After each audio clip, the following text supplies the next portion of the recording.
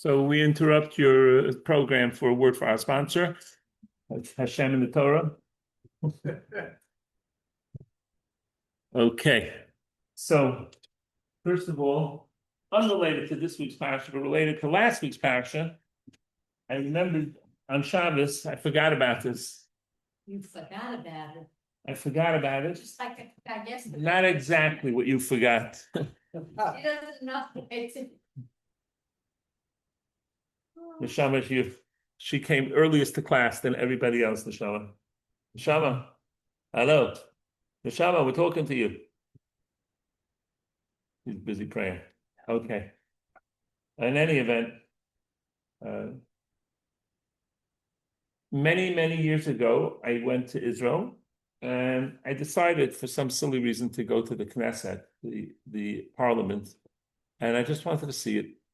And they have a huge mural of Mark Haggal of Jewish history in the lobby of the Knesset.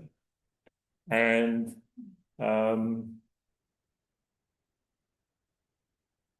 it's Jewish history. So one of the tourists asks the tour guide, what is the picture of the man falling into the ground? And unfortunately, it was sad, she didn't know. And what happened was she looked at me and she said, maybe we should ask him.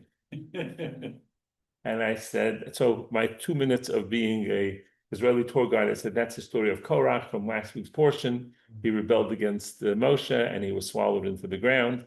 So those were, my resume has 2-minute Israeli tour guide. So, okay. So now I'm going to go back a little bit to the holiday of Shavuos that we had a few weeks ago.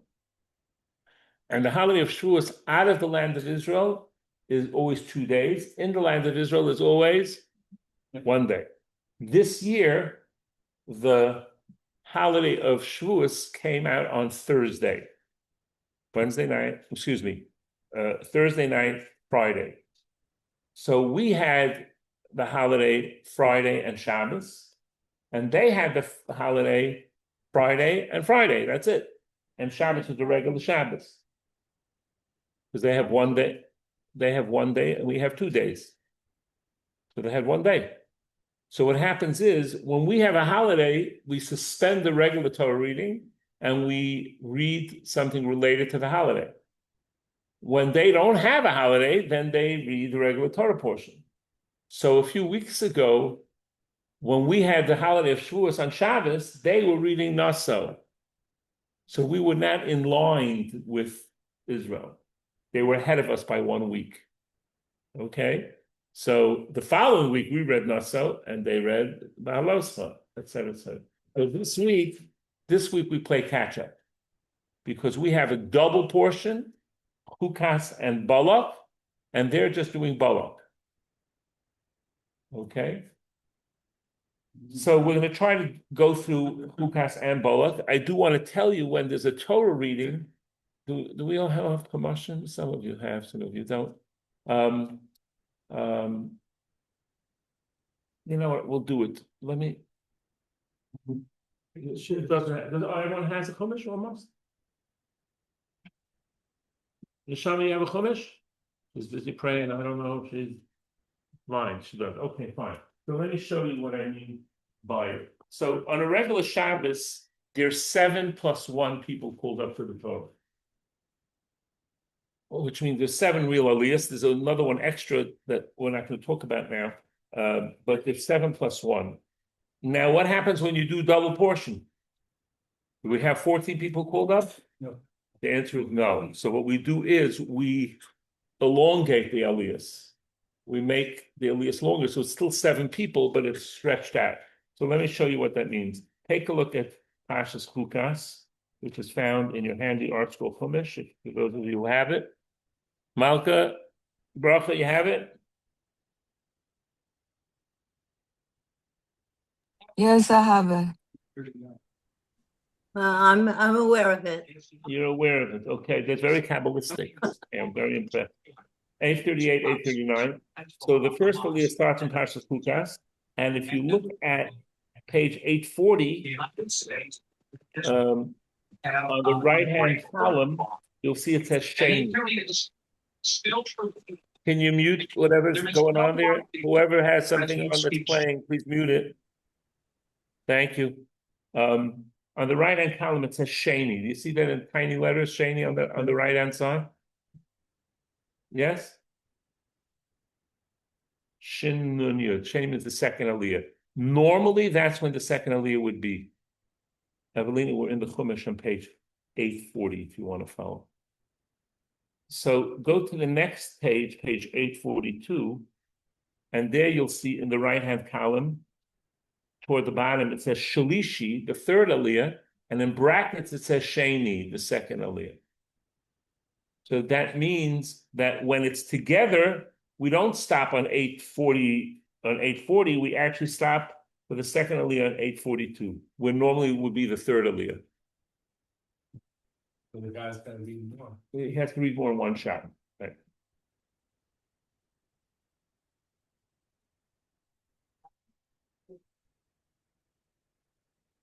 That's a very good question.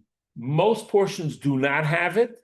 It's only the portions where we are going to potentially combine it. And there are only certain portions that we do combine. We don't just randomly pick, hey, let's do a combination. Next week, I'm going to be out of town. Let's read these two portions together. No, there's set portions that are sometimes together, sometimes not. An example of what will be next year, many portions we won't be reading together because it's a leap year next year. So we're going to need more portions. So we're going to split those portions. But this year, we're going to put them together. So on 844 is Revi'i, where normally Chukas by itself would be the fourth aliyah, in the column on the right side. And then you go to 846, it says Tamishi, the fifth aliyah, and in brackets Shalishi, the third aliyah. So it's fifth aliyah when it be by itself, but it's Shalishi, the third aliyah, when it's combined. Is that understanding what I'm saying? Yeah. Yeah, it's clear? Yeah.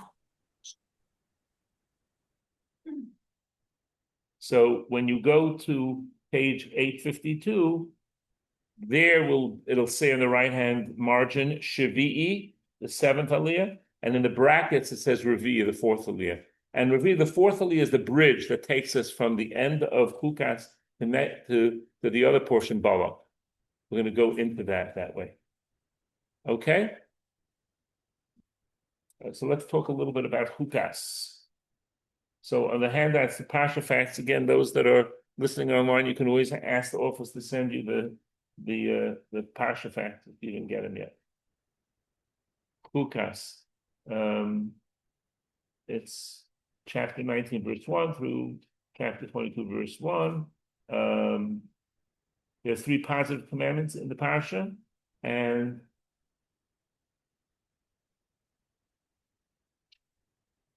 all right, let's talk about it a little bit. So, what is a mitzvah? Good deed. Okay, so I got different answers here. We got good deed, we got commandment, we got what else? That's it? No. Wait a minute. Wait a minute. That's a third answer. Mitzvah. A blessing. Okay, we got 3 different answers. All right. But actually, a mitzvah the correct answer is a commandment. It has the word tzav in it. A good deed, there are commandments that are good deeds, but there are commandments, we're going to find out, that are telling us what not to do. So I didn't murder. Is that a good deed? Well, maybe you felt like it, so pretty good that you didn't. So we're going to talk about different types of mitzvahs that we have. So there are a total of 613 commandments. And I'm talking about biblical commandments. 365 negative commandments, things we're not supposed to do. And those correspond to the days in the solar calendar. 248 are parts of our bodies, limbs. Where am I seeing this? In my notes. Which one did I? My notes, not your notes. My notes. It's called the Jewish Lining Exchange. We line stuff. 248 is negative. Positive, no, 365 and negative, 248 is positive. And that corresponds to the limbs that we have. Now, we can divide the mitzvahs into two categories. I just did one category, positive commandments and negative commandments. Positive commandments would be the mitzvah of giving charity, of eating matzah on Passover. Negative would not having eating milk and meat, or not saying hurtful words. So those are, that's one way of dividing it. There's another way of dividing it is between man and God and man and fellow man. Right? That would be another way of dividing it.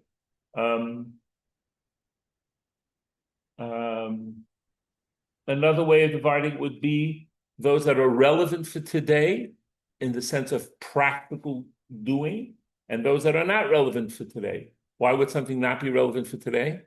We don't have the temple, right? Exactly. We don't have the temple, correct.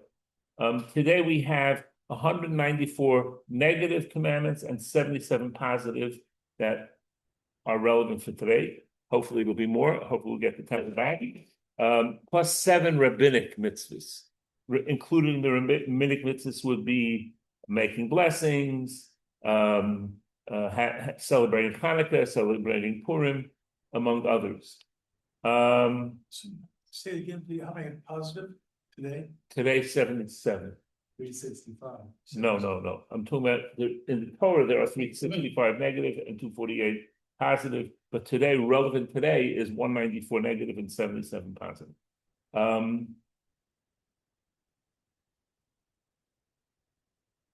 And we could divide mitzvahs into other categories, into testimonials, like Shabbos is a testimony that God created the world. The holidays that God took us out of Egypt. There's mishpatim, laws of dealing with people like not stealing, what are the consequences of that, not murdering. And then there's something called chukim. Chukim are laws that are not, we don't know why we do them. We don't know why that we do them. So the question is, why do we do any of the mitzvahs? Correct. That's the first reason. Even though there's a logic on many of the mitzvahs, but God commanded that. The reason we do it is that God commanded. So the ones that are chukim that we don't know the reasons for, are they irrational or are they super rational? What I mean by that is there no reason for it? Is God just basically saying, look, I want you to, on Wednesdays, jump on your left foot 3 times. Why? Because I said so. Or is there a deeper meaning for them? And the answer is yes, there's a deeper meaning. We may or may not understand. Which we may or may not understand, and sometimes we delve into it, we could get some more information. Yes. I'm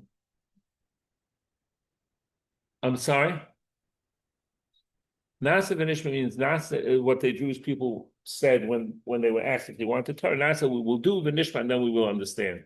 So that it's a little bit related to that in the sense of that first we're going to do it and then maybe we'll understand it. Now, and mitzvahs can have multiple levels of understanding of why we have them, why we do them. For example, for many years, people thought the reason why Jewish people don't eat pork is because of trichinosis. It's a disease. Now, what's the fallacy of that? Because now you can eat pork and not get trichinosis. Does it mean it's okay to eat pork? The answer is no, because that's not the reason why. That may be a fringe benefit, but now that trichinosis is not an issue, we still don't eat it because the Torah tells us God says not to. Circumcision, bris milah, and the laws of family purity reduce the risk of cervical cancer in women. Is that the reason why we have the mitzvah? No, but that is a benefit because God said that's why. And like I said, there could be multiple other reasons as well. But the bottom line is the first and last reason God said. So in this week's portion, we're going to deal with something called the para aduma, the red heifer, a red cow that's unique. It's all red, and It's a folk, a mitzvah that on our own we would not comprehend. And it's used to purify.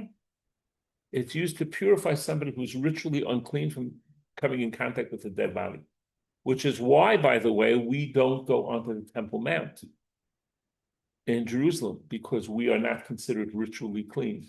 Now you have to know, but there's certain areas maybe you couldn't go. Now it's become a whole political thing because the Arabs have put a mosque there, which is a story for another time. By the way, Jerusalem, is not mentioned once in the Quran.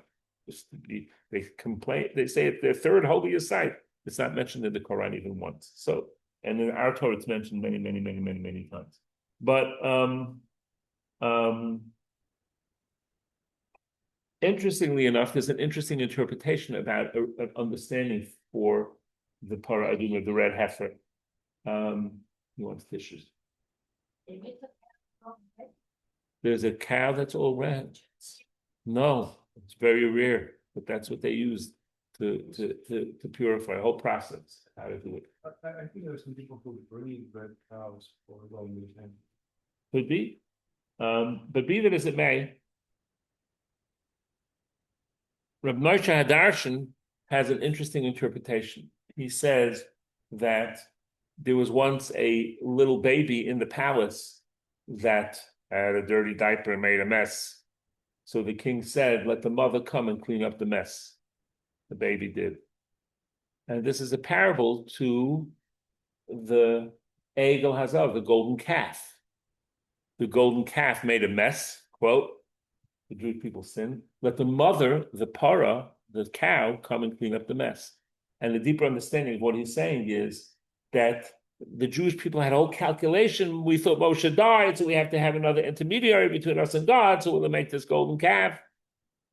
Don't think so much. Just do what God says. So let's bring the Parah Adumah, the red heifer, which we don't understand, and accept that as being something that purifies. So it's the mother cleaning up the mess of the golden calf. Now there's another deeper understanding, which is a very powerful idea. Now the Parah Adumah, one of the reasons why it's a chok is because it actually makes somebody, the process of making the Parah Adumah, preparing it, makes the person involved in it ritually unclean, but it's used to purify somebody who was impure become pure. So 1 second, is it something that cleans or doesn't clean? Because the person who's involved with it becomes ritually unclean, not on the same level, but it still becomes unclean. But it's used to purify somebody who has a very strong impurity of touching a dead body. Just as an aside, the point of impurity coming about by when someone dies is because when there's an absence of holiness, nature abhors a vacuum. When the soul pulls out, impurity comes in. So that's an understanding of that. But there's a beautiful interpretation of this idea. Judaism believes in one God who, good and evil, everything comes from him. Regardless, we understand it, we don't understand it. Christianity and other deities believe in two powers. There's the good guy and the bad guy, right? So this idea of having something that purifies somebody who is unclean and makes somebody who is clean impure is to teach us the duality of God. That we don't understand the famous old question, why do the righteous suffer and why do the wicked sometimes prosper? It's an age-old question. And there's discussions about it, but that's not my point. The point here is that the duality of God as being both the source of good and maybe indirectly, whatever, but the source of bad, or even directly, we have to understand that there's no devil in God. There's only one together. And with our little brains, we're not going to understand God's plan. He's in charge of both, and we have to have faith in understanding this mitzvah and faith in life, because things always aren't going to work out as peachy as we want. And that's the way it works. I had a man many years ago who got involved in Judaism, And then he told me, look, I'm not going to be involved anymore. I said, why not? He says, because I thought I'd become involved in Judaism, I'd get a better job, I'd get married, and none of it happened. So I basically said, you're right. He said, what do you mean you're right? I said, you did God this big favor, and you decided to become religious. And because you did this big favor, you want God to pay you back the way you want, when you want. And it doesn't work that way. God is keeping good accounting. He's the CPA, the celestial payback accountant. God keeps good calculation, but it's not going to be on your time and your terms. It's going to be on his terms, and you got to do the right thing, not for him, but for yourself.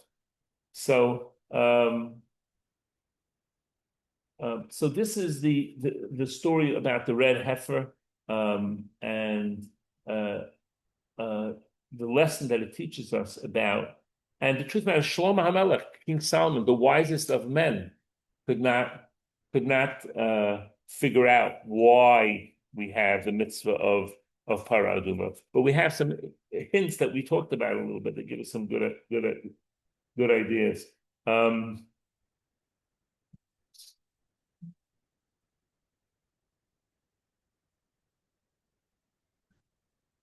And Shlomo HaMelech was the wisest of men. If we have time, maybe at the end I'll tell you an interesting story with Shlomo HaMelech himself, but it's not directly related. Okay. So in the process of cleansing, we use cedar wood and grass. And what does the cedar wood represent? Being haughty, being tall, big tree, and the grass represents humility. So you need both. The great Hasidic master, Rav Simcha Bunim Rav Shista, said a person should have two papers in his hand. One that said in his pocket, one that says B'shvili Nivra Olam, the world was created for me, and the other one that says Ani Afer V'Efer, I am dust and ashes. And the art form is knowing when to pull out which paper. If there's a good project to do, don't say, who am I? Say, the world was created for me, I have to go do it. If I'm going to do something wrong, say, wait a second, have a little humility. Pull out the other paper. One of the verses says, this is the Torah about somebody who dies in the tent, the laws of impurity. And our sages say that somebody can acquire Torah only if he's willing to die for it. What does that mean? So there's a beautiful example of this about a wealthy man who studying, and every morning he had a Jewish a study session that he did, and he never wanted to be disturbed. And one day a very wealthy man comes and says to the wife, I must speak to your husband now. I have a big deal that's worth millions of dollars. I have to speak to him. He says he's studying now. No, this is worth millions. Go get him. Okay, so she sends someone to send a message to him. Look, there's a big deal that's really worth millions of dollars. You have to come home now. And he says to the messenger, I'm studying now. Tell him I died. I died. So he sent back the message. He died. He didn't give it over exactly as well. And the mother said, oh, he died. Oh.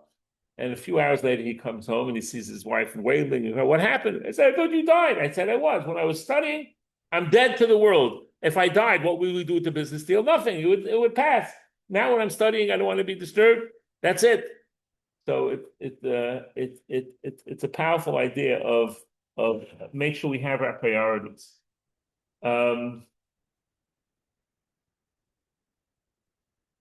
The Parsha has in it also the death of Miriam. Who was Miriam? Moshe's sister and a prophetess, one of 7 major prophetesses that we know about. And when Miriam died, the Jewish people lost one of their wonderful things. They had a well that accompanied the Jewish people wherever they were traveling in the desert. And when she died, the well dried up. because it was in her merit that the well was there. And when she died, no more Miriam, no more well. And there's a beautiful idea that the world stands on three things.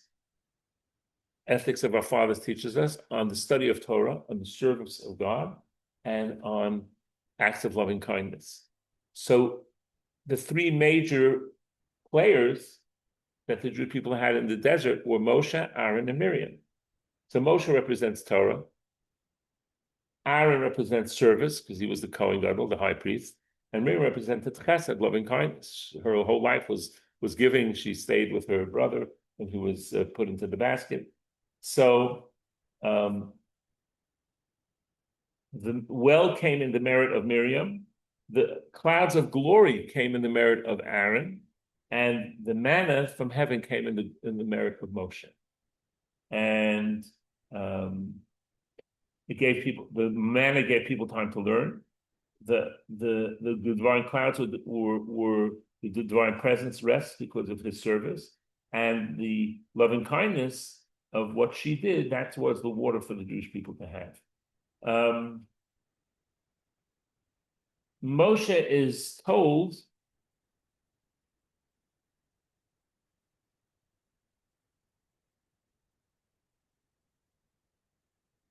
to go to the rock and to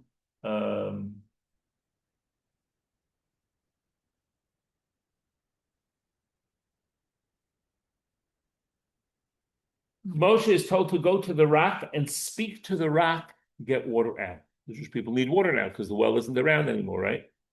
And Moshe gets upset. The rock is not producing it, so he takes a stick and he hits the rock. And anger is not a good thing. As a matter of fact, there's a beautiful work by the Ramban, Nachmanides, called A Letter for the Ages, Igeres Ramban. It's been translated into English.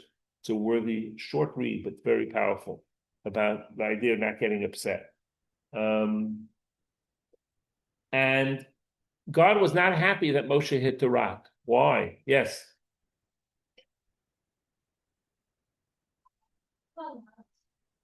Let me rephrase that. Angry is different than upset. Yeah.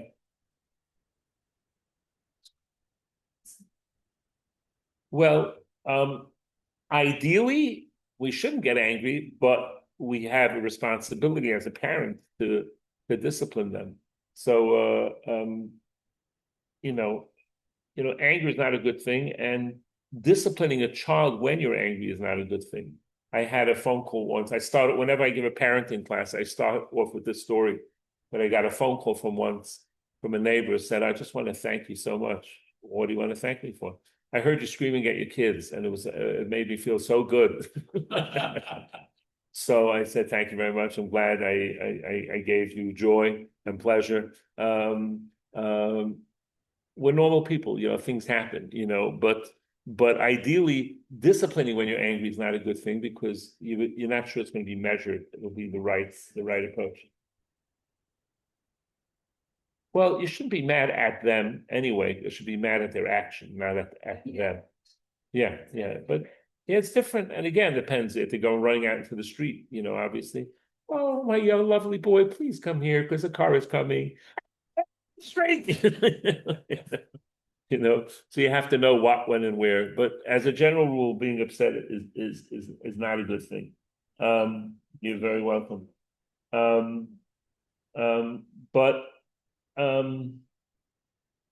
But God was upset. Why was God upset? God was upset because there could have been a tremendous Kiddush Hashem, a sanctification of God's name. Had he spoken to the rock and water would have come out, then there would have been a lesson for all of us to learn and say, if the rock listened to Moshe's voice and to God's voice, how much more so should the humans listen to it? But because he didn't, God has a very strict standard for the righteous. And, the Navy SEALs have a line. They say, what does it mean when you come in second place? It means you came in last first. You try to be first with the Navy SEALs. Oh, we came in second. Second, that's last first. So whoopie-doo. Very strict standard, So that Hashem has for the righteous is a very strict standard. So because of this, Moshe is not going to be allowed to go into the land of Israel. Not going to be allowed to go into the land of Israel because he hit the rock instead of speaking to it. And now God had his calculations why he didn't want them. Realize one of them was the fact that many of the Jewish people who left Egypt didn't come into the land because of the sin of the spies. They died in the desert. And this way, God willing, when Mashiach comes, hopefully soon in our days, Moshe will be resurrected, and the people who died will be resurrected and will bring them into the land too. But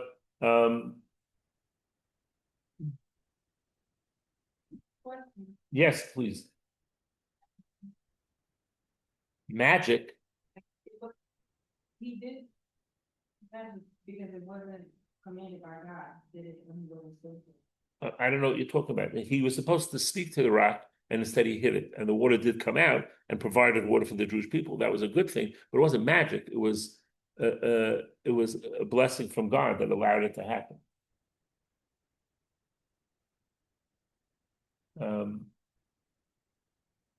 Question one. You can ask if it's about the Parsha. Go for it. Question that I want to ask. Okay, if you want to wait, you can wait. Yeah. All right. The Jewish people want to pass through the land of Edom, but the people of Edom refused to allow the Jewish people. The Jewish people said, "We're willing to pay. We just want to pass through. We're not going to attack you. We just no, don't let." And Moshe is trying to negotiate the Jewish people getting to the land of Israel faster. Why? That's the goal. But does he realize he knows that if he goes faster, he dies sooner? If I was Moshe, I would say, oh, we have to take a long route. There's too much traffic on the 405. We're going to go through Canada to get, right? That's what I would do. But Moshe didn't do that. Why? Because he wanted to do what's best for the Jewish people, even if it meant he died sooner, right? And then comes the death of Aaron. The death of Aaron, and it was done called Misas Neshika, which means the death of a kiss. And what it means is that, and there's a deeper understanding of this, I'll tell you the simple meaning of it first, that God, so to speak, kissed him, and that attracted the soul to come out of his body that way. And that's how he died. For some of us, God's not kissing us when we're dying. It's because our soul is a little tired of being in the physical realm and wants to get out of this physical realm involved in who knows what. Out you go. But here, Aaron was on such a lofty level that it was the Almighty coming close that pulled the soul out. And Moshe said he wants to die that way as well. And Hashem said, and Miriam, by the way, died that way as well. And that's Moshe said he wants to do that. And Aaron's son took over to be the head Kohen. And everybody, when Aaron died, everybody cried because he was a pursuer of peace. He always tried to make peace between enemies and peace between couples. He worked very hard to make peace.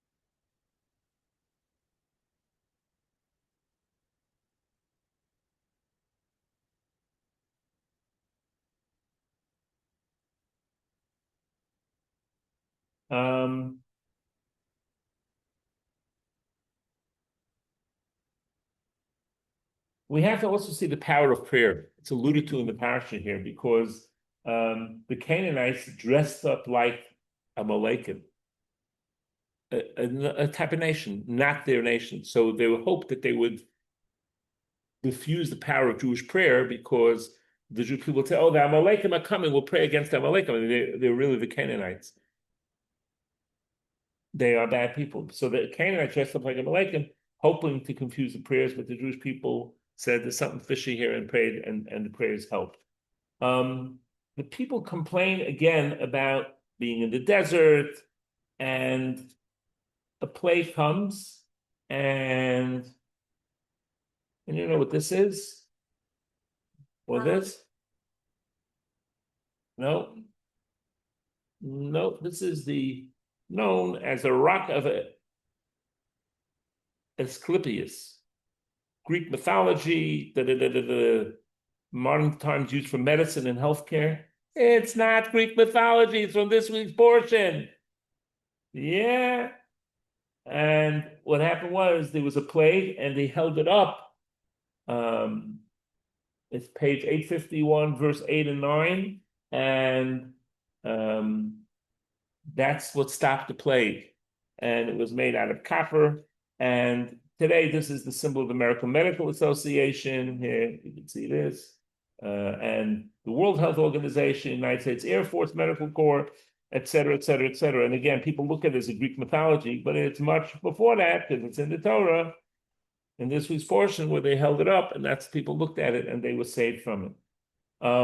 There is a hidden miracle in the Parsha as well, and that hidden miracle is the Jewish people going through a valley, and Amnon, the nation, planned to attack, and what ended up happening was they were hiding in the caves in the mountain above the valley. And what God did was he brought the two mountains together and crushed the enemies in the cave.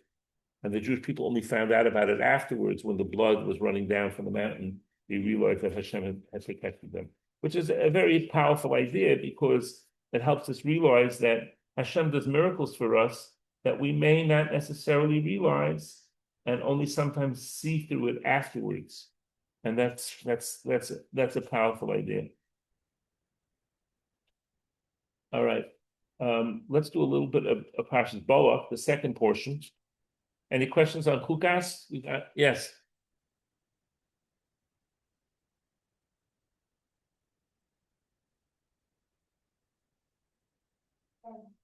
He was upset about it. We're going to find in a few weeks that he prayed very fervently to still be able to go into the land.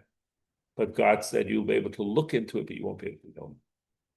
Yeah, yes. I have a question on the manna. It said before that the manna would taste like anything you wanted it to taste like. That is correct. It could be BB's cookies. Yes. Right. And yet they Dave and Dan brought some cookies in the back there from Kosher Bakery. You're welcome to have some. Yes.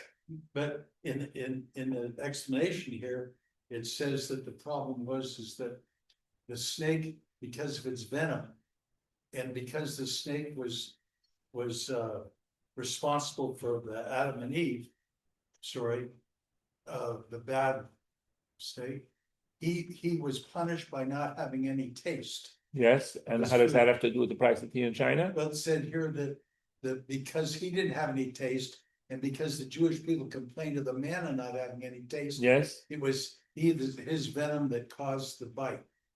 And that was the reason, because the people complained about the manna not having taste. It's in the explanation. I know, but you're missing a piece there. It didn't naturally have it had a naturally taste of on a certain type, but it could be done miraculously to taste like whatever you want.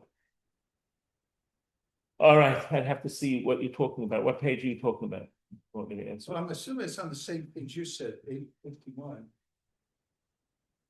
Don't assume. If you read Here, number 6. Dave, what page? 851. 851. What about 851? Top left, number 6, explanation. The fiery serpents.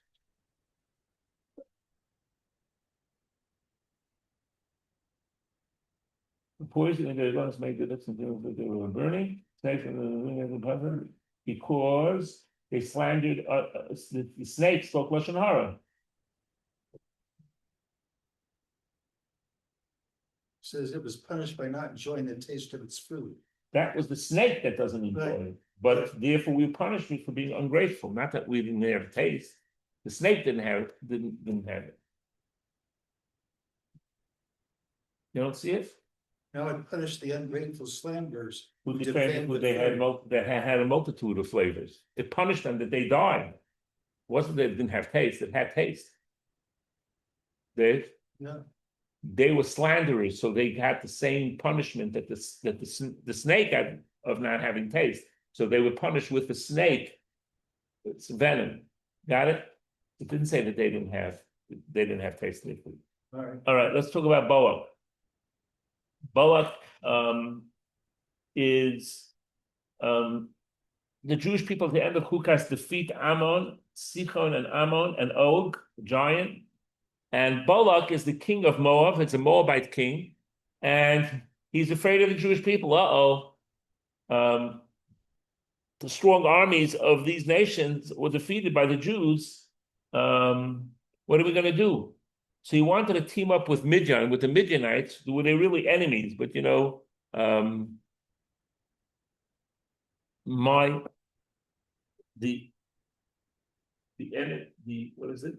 enemy of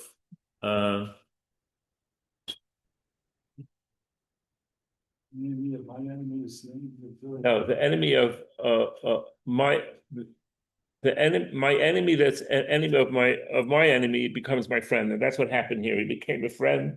He wanted to use the Midianites. Now he said, "Wait a second, something's weird's going on here.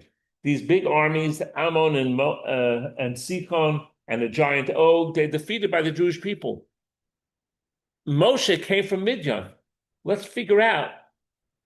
When he ran away from Egypt, he came from Midian. So let's figure out what's his power. And he came to Midian, and they said his power is his power of prayer, his speech.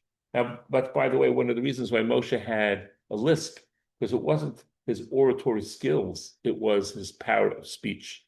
And therefore, as some of you may remember, Yitzchak blessed Yaakov. He said, Kol Yaakov, the voice is the voice of Yaakov, Vayadayim Yedei, Esau, but the hands are the hands of Esau. He was saying technically it sounds like Yaakov, but it feels like Esau. But he was also saying something deeper, that the power of the Jewish people is the power of prayer and Torah, and the power of the non-Jewish world could be military might. So he said, let's find a way to defeat them with their power. We'll get Bilam, who's a non-Jewish prophet, to curse the Jewish people. He'll use his power of mouth to curse the people. And this way, that'll be a way of defeating them. So,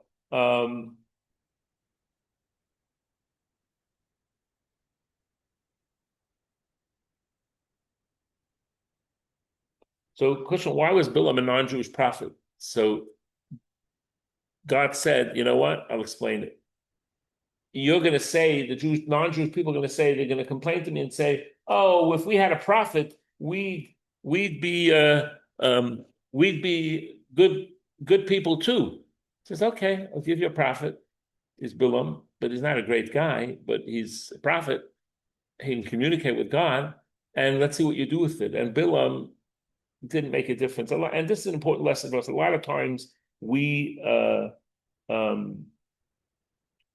think that if only circumstances were better, I'd be such a good person. There's this famous story with the Rambam. I don't know if it's true or not, but they say it's true that a man, an advisor to the king, was always trying to make the Rambam look bad, Maimonides look bad. So he said, I trained a cat to be a waiter. And the Rambam said, oh, that's interesting. And what happened was, sure enough, the cat comes in balancing a tray to bring in. And the Rambam pulls a mouse out of his pocket, throws on the cat, throws the tray away and chases after the cat's still a cat. He hasn't changed. He's putting on this persona of being a certain way. And we have to understand that we have to have a willingness to change and grow. And the circumstances of our lives may make it easier, but we can't just say, I'll be good when. We have to work on being good now, regardless of the circumstances of our lives. All right, so he sends Balak sends messengers to Bilam to say to him, we want you to curse the Jewish people. And By the way, just parenthetically, the Nazis was very cultured. They liked classical music and art, and they sometimes would even have them play classical music, but they still had, and that could be in the concentration camp itself, while they're killing out people in the most brutal way. So Bilam, when he gets the message that Balak wants him to come curse the Jewish people, he says, well, let me wait till nightfall and I will get back to you. And Bilam tells him to stay the night, and Hashem says, who are these people? And Bilam says, what he should have said was, oh, you know everything, Hashem. I don't have to tell you who they are, but he didn't. Because Hashem sort of, and in his head, Bilam says, hey, God doesn't know everything. I can maybe trick him because I want this gig. Hashem misled him, and he's and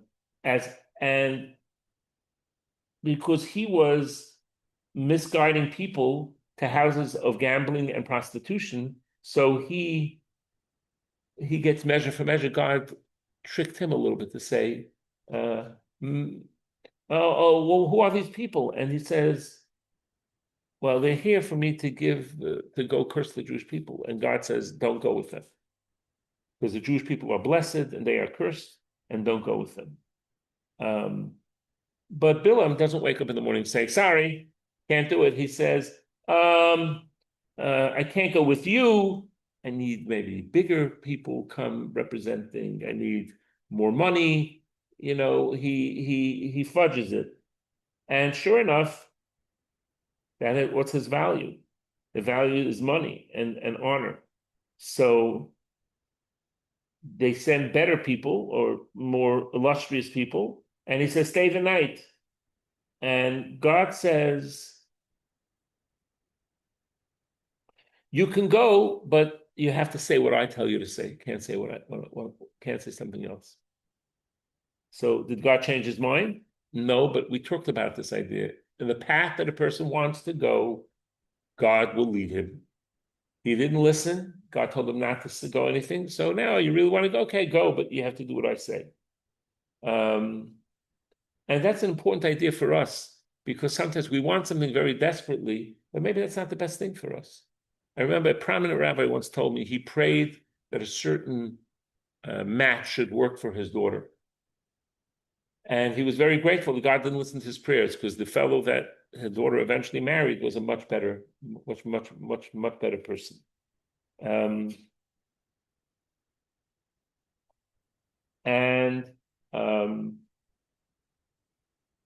So we shouldn't ask Hashem for what we want. Ask Hashem, what is best for us?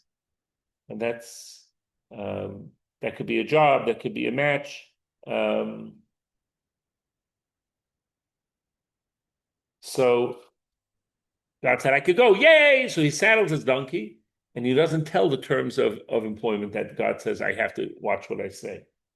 And he says, your devotion is still preempted by Avraham. Avraham saddled his donkey to go to the Akedah early in the morning to bring his son Yitzchak as a sacrifice. So what do we learn? We have to learn from the dedication that people have for evil, that we should translate it for our dedication for the right thing. I remember after 9/11, I gave a class on lessons we can learn from 9/11. One of the lessons we discussed was before 9/11, Arab terrorists had rented a truck with explosives and parked it in one of the towers, and it blew up, but it didn't damage it much. And but the FBI were eventually able to track down who did it, and they arrested them, and they took them by helicopter to face trial in Manhattan. And when they were leaving, the agent told the terrorist, "Look outside the window. The buildings are still standing." And his response was chilling. He said, "Had we had enough money, it wouldn't be standing." And And what ended up happening, of course, was they didn't spend a lot of money at all. They just hijacked planes and crashed it into the building. And that destroyed it. But what do we learn from that? The concept of determination. They were focused. They wanted to hurt the United States. And if we would had that determination to do the right thing, we'd accomplish a lot. So from evil, we can learn about the determination. Now, what happens is he's traveling, and the angel blocks the donkey 3 times. And our sages say it's very interesting because you want these 3 times represent the patriarchs, Avraham, Yitzchak, and Yaakov. You want to curse Avram's descendants? You could. The ones from Hagar, Yishmael. The second time is Yitzchak. You want to curse the descendants of Yitzchak? You can, Esav. And by Yaakov, the animal couldn't move anywhere. And because Yaakov, all of his descendants were righteous.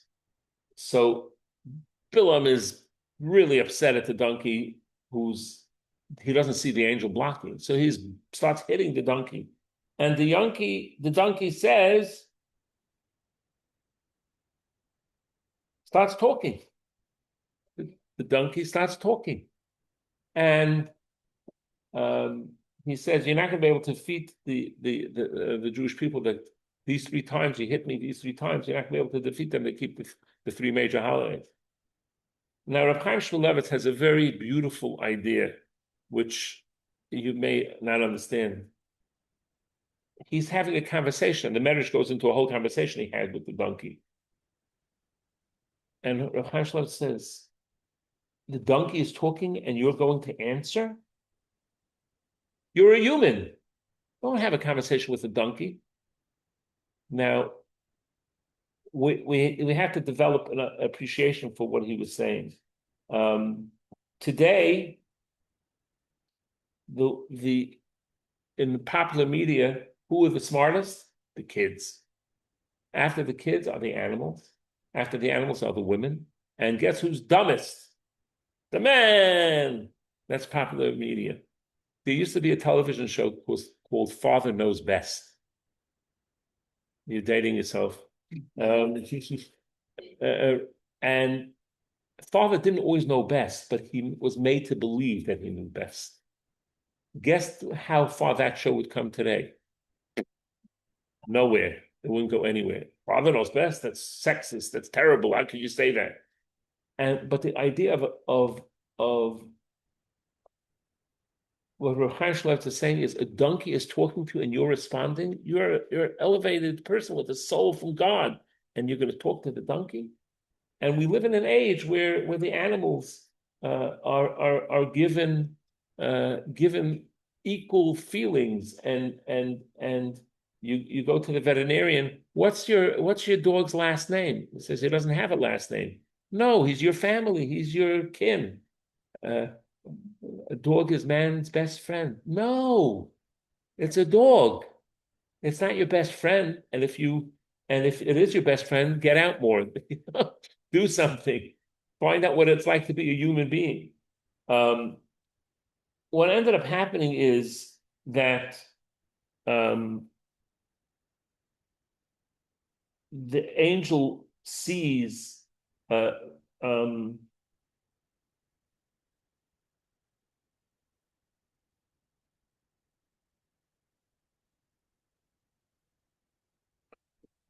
God opens Bilam's eyes and he sees that there's an angel of mercy blocking him from going. And that's why the animal was veering away. But sometimes we think it's a bad thing, what's happening, when really it's a good thing, because there's an angel of mercy. In the end, by the way, the donkey's killed. We believe in angels. We create angels, actually. And God sends angels. It says it in the Torah. I'm not making this up myself. What? Every mitzvah we do creates an angel, and every sin we do creates a different kind of angel. But be there it may, we need to understand, in the end, the animal was killed, the donkey was killed, because it wasn't respectful to man, even to as evil as Bilam, to have the donkey be one that put him to shame so badly. But the bottom line is, so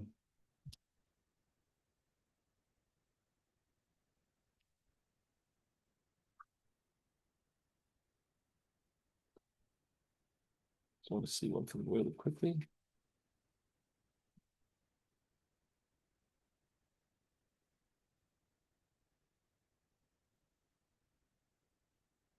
What ended up happening, he comes there and he says he needs altars, and they make altars, and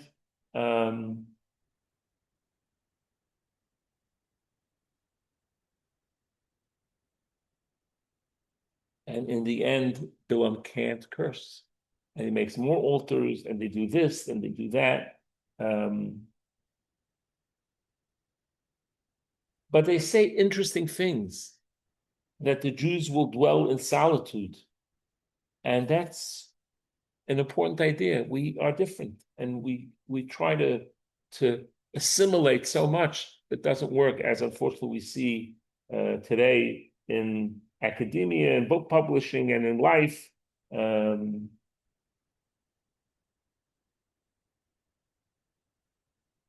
said, "I shall die the death of the righteous, of the upright." The idea is not to die the death of the upright. The idea is to live the life of the upright. Another thing is we say, "Ma tova oyalecha Yaakov," how beautiful are the tents of Jacob, something we say in the morning service. That's from this week's portion, where Bilam says he's looking at the modesty of the Jewish people and the tabernacle of the Jewish people. So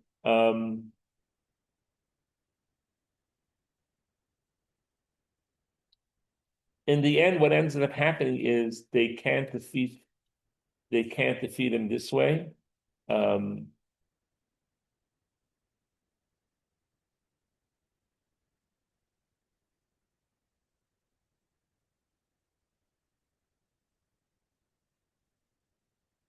Very nice line that someone said: when we understand that we are just passing through the world and that our ultimate destination is the next world, we're able to focus on the pursuits laid out in the Torah, pursuits of permanent, enduring value.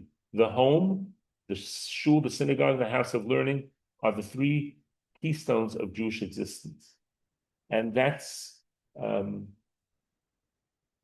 just as an aside, before we conclude, Samuel F.B. Morse, the first telegraphic message in May 24th, 1844. What was the message? The message was, what has God wrought? Meaning, from this week, from Parshat Chukat-Balak, which is really a lesson about technology. All the inventions. God gave us the gift to figure out how to do it. What are the consequences of it? Is technology good or bad, or in between? And it's a tough question. It's interesting.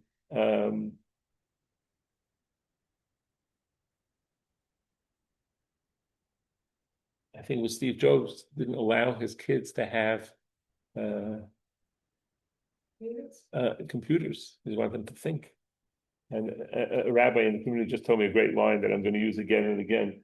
We should use our GGB instead of our God-given brain. Ding, ding, ding, ding. Very good. How'd you know that? You heard that before? You figured it out? Good for you. That was good. That's right. So in the end, what happened was the only way they could get to the Jewish people is they decided to have the Jewish men sin with the Midianite women. And I'm sorry, Midianites, it's a nation. You never heard of it. They're not here. They don't live in the neighborhood. In any event, so, and unfortunately, we'll talk more about it probably next week. Many people did succumb, and that caused a devastation. So what happened was he tried all different ways, and then he came up with this other last way to try to get them to be spiritually on a lower level, and that would hurt them. And ultimately it did. But a lot going on, two portions, Chukas and Balak, and open for questions, comments, and thoughts. Rabbi, I have a question. Yes, why did we wait until this coming Shabbos to do the two Parshas Why don't we do the second Parsha right after Shavuos? Well, we could have done that, and then, but it would have been inconvenient for somebody else, and he would have wanted to do it 2 weeks later. And the answer is that we don't do it whenever we want. We do it by the set portions that are signified. That those are the portions that you could put together. Oh, so the ones in the Torah that have the extended aliyos and That is correct. Those are the ones that are set up, that are so possible. they're already established. I see. Correct. We can't make our own. Because otherwise everyone's going to do their own thing and it's not going to be good for the Jews. So we, instead of doing our own thing, we do where it's set up to be that way. Yes, Melissa.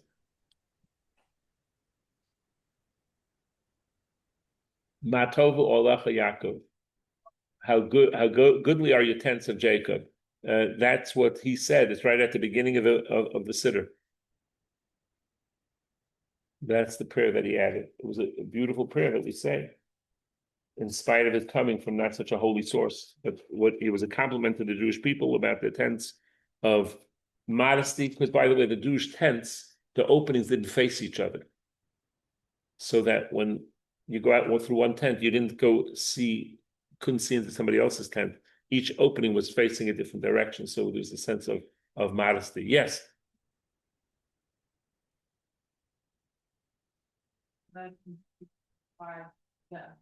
Orthodox, right? So that because they've been trying to get rid of Judaism, so they try to mix. Well, I'm not going to say that every non-Jew who wants to marry a Jew is trying to take away Jews from Judaism, but the idea, I put it this, let me put it in a different context. I have relatives that aren't religious, and they were very successful in the secular world. And after October 7th, they were shocked at the reaction that they got as Jews from co-workers and friends and this and that. And it's just like, wow, I'm one of you. Like, I'm not that Jewish, you know?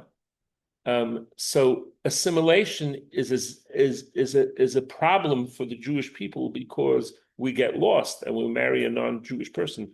But obviously, I'm not saying the Arabs, by the way, in Israel, look at this as a goal to see if they can marry Jewish women and get them out into their cities so that they can destroy Judaism that way. There is a plan that way. But generally, non-Jewish people just meet a nice Jewish guy, whatever, a girl, whatever. Let's, a relationship, whatever. It's not. I'm not going to say every non-Jew is planning to do that. I don't think that's the case.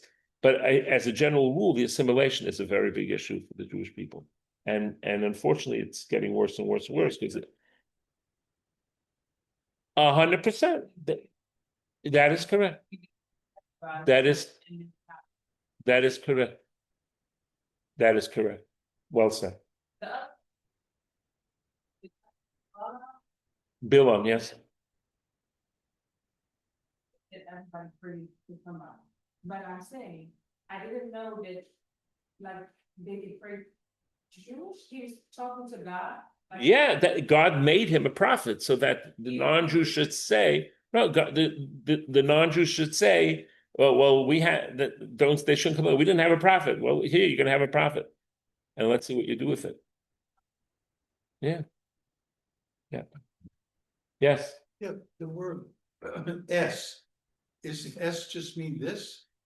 No, S is a non-translatable word. It's a word that is referring to a proper noun. Why? Well, they're bringing it up, and again, and I read last night on page 843 at the bottom. Right, it's bringing up exactly what you said regarding the importance of elevating the Jewish people. Yes. And that was the idea. What does it do with S? Behind talking to the rock, as opposed. What does it do with S? I don't know, it says here, in the bottom, it says, however, the word S does not appear in verse 4, which contains the nation's grievance, or in verse 11. He's drawing, I guess Rashi's drawing a distinction I have to see the between animals and man. Okay. I'm not familiar with that commentary, but I don't know what to do with what it has to do with the word S. All right. Any other questions, thoughts, comments? I know we don't have time for it. I'm sorry. You got to do this the third class. Yes. Okay. I'll have to owe it to you. Maybe next week if I can. I like the story. Thank you. I write notes to remind me which story. All righty. Malka, take care. Bracha, all the best. Okay, Thank you, very Rabbi much. Czapnik. And Bracha, if you get 3 estrigs, remember JLE. Okay. Thank you, Rabbi Czapnik. You're welcome. Take care. Regards. Bye-bye. I will. Thanks. Bye. Bye, Malka.